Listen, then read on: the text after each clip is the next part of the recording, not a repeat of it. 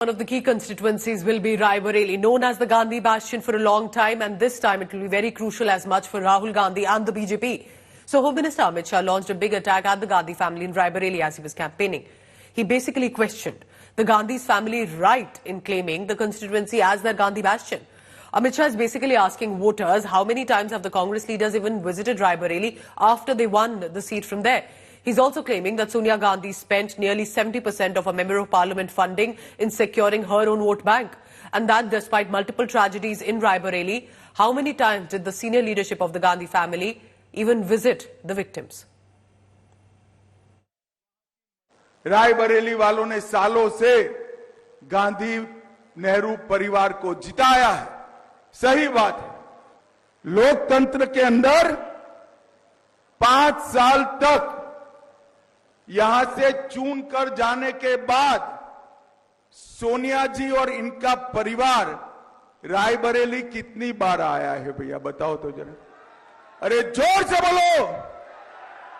भाइयों बहनों, मैं इतना भी कहना चाहता हूं, चलो सोनिया जी की तबीयत थोड़ी नादुरुस्त रहती है, राहुल बाबा या प्रियंका बहन आए हैं? जरा मुझे बताओ, आए हैं क्या? ये साहबजादे आज यहां वोट मांगने आए हैं। इतने सालों से वोट दे रहे हो। मेरे सामने विशाल जनसमूह 40-50 हजार का बैठा है। सांसद निधि से आपको कुछ मिला है क्या?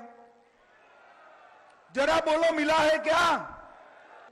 मैं हिसाब लेकर आया हूं, पूरा खर्चा किया है भाई। अब आप कह रहे हो मिला नहीं है, तो कहां गया? 70% से ज्यादा सांसद राशि माइनॉरिटी में खर्च करने का काम सोनिया गांधी जी ने किया है। And close to Raebareli is Amethi, where Union Minister Smriti Irani, who defeated Rahul Gandhi in 2019, again has slammed the Congress leader, who's now Wayanad Member of Parliament once again. Listen into what Smriti Irani said to Rahul Gandhi about it. Amethi की ये वो जनता है जिसने राष्ट्र के राजनीतिक इतिहास में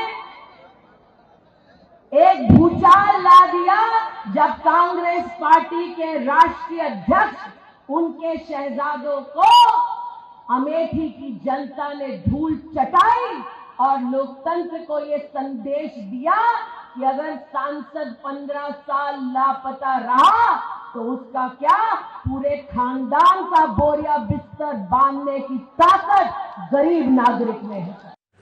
So there have been all sorts of mentions this election season. Mangal Sutra war of words, dictatorship jibe.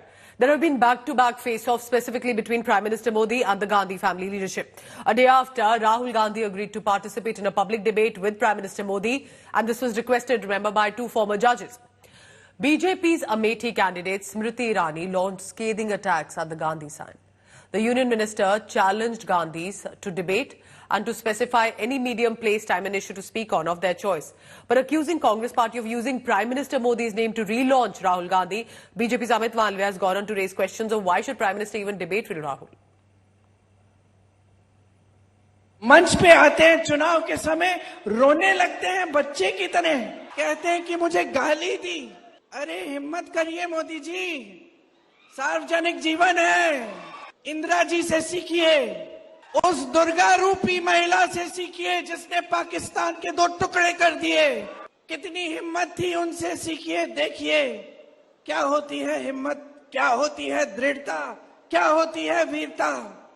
लेकिन आप उनसे नहीं सीख सकते क्योंकि आप उन जैसे शहीद महान महिला को आप देशद्रोही कहते हैं।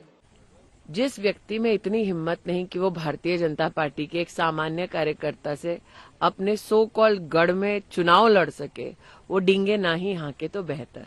लेकिन प्रधानमंत्री मोदी के साथ समतल एक समकक्ष बात करने वाले व्यक्ति से मैं पूछना चाहती हूँ, क्या वो इंडी गठबंधन के प्रधानमंत्री के उम्मीदवार हैं? बहस सदन में तो वो कर नहीं पाते। जो बहस का प्लेटफार्म है प्रधानमंत्री से बहस करने का, उसमें तो आते तो नौटंकी करते, कभी गले मिलते, कभी किसी को फ्लाई किस लेते। तो उनका तो यही हाल है और वो दूसरों को बता रहे हैं मोदी नहीं आएगा। अरे भाई मोदी नहीं आएगा, मोदी को 100 सीट आएगा, तो आपको कितना आ रहा, किसके स्पोक्स पर्सन बन गए हैं आप?